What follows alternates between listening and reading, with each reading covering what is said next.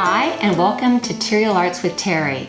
I'm Terry McFeely, creator of Terial Magic, the spray-on fabric stabilizer that makes fabric easy. After winning an Asian quilt fabric basket from my local quilt show, I am going to be making a Japanese quilt.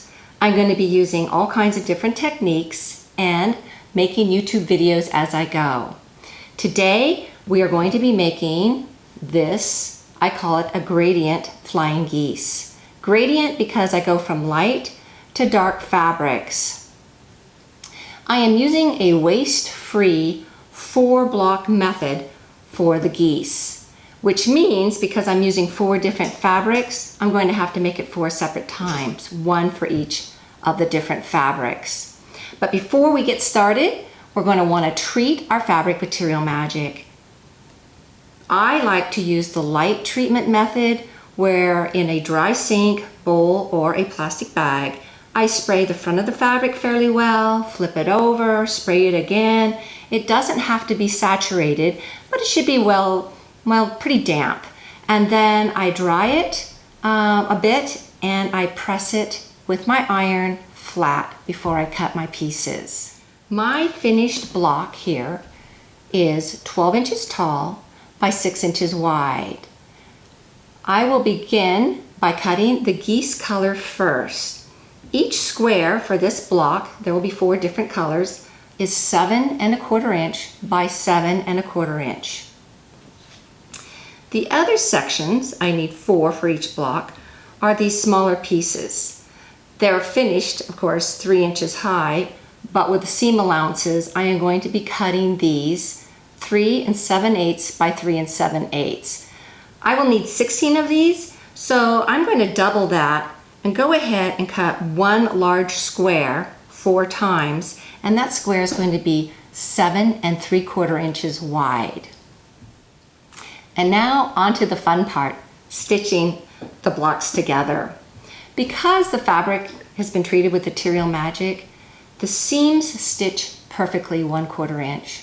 Also, in between all your steps, you can finger press. I like to finger press my fabric towards the dark side. So I'm not opening it up, I'm just pressing it all one direction towards the dark part. And once each section is finished, I will press it with the iron before I stitch it together.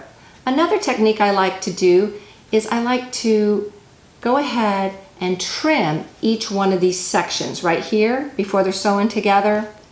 That way they're as close to 3 1/2 inches tall by 6 1/2 inches wide. And in the event that there is a short in the fabric, like right here, it kind of veers off, I mark that with a marker so that when I am stitching it to the next block, this will alert me that I need to make up this difference in the seam allowance. Another trick that I like to use is on the back side, I mark the point where the fabrics come together, because you want that point matched perfectly so that when you're stitching along, you see exactly where the point is so that when it's all stitched, you have perfect points. And now, on to the video.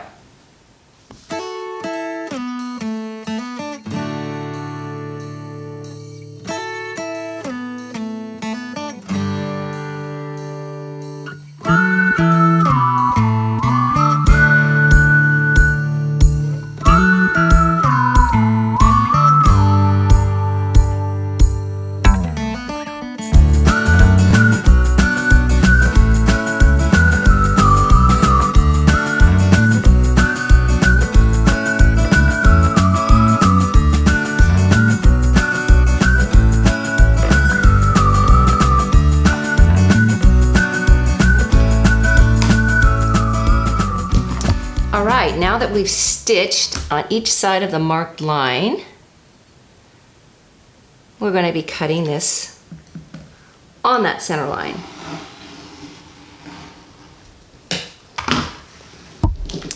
And because we've used Terial Magic, we're going to be able to finger press the seam open for right now. Isn't that nice? There, that's better.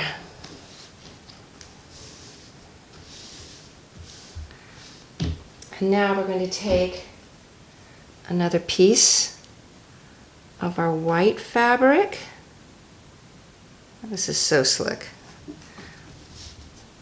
And then we're going to mark it along the center line again.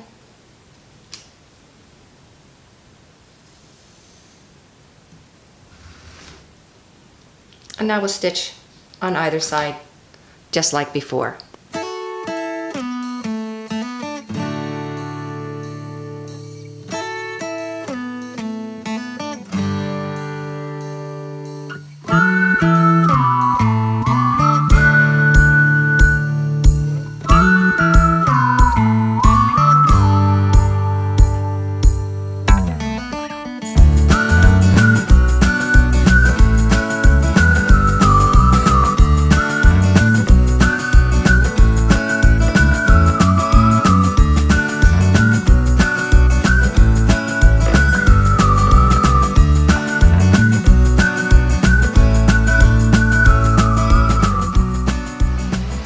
Okay, once you have stitched all the pieces to your block for the Flying Geese, I like to press the pieces and then trim them.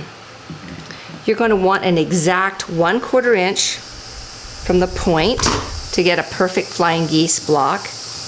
And I also like to keep all these little extra tabs cut. You want it exactly 3.5 inches wide and 6.5 inches long. There you go. Do this to each and every one of the pieces and we'll put them together.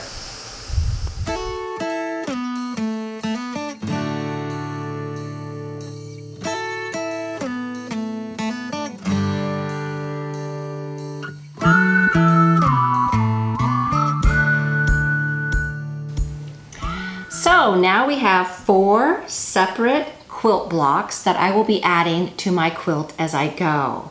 I want to thank you for joining me for this video, and if you would, please like this video. It helps my ratings and it also reaches out to more people when I get plenty of likes.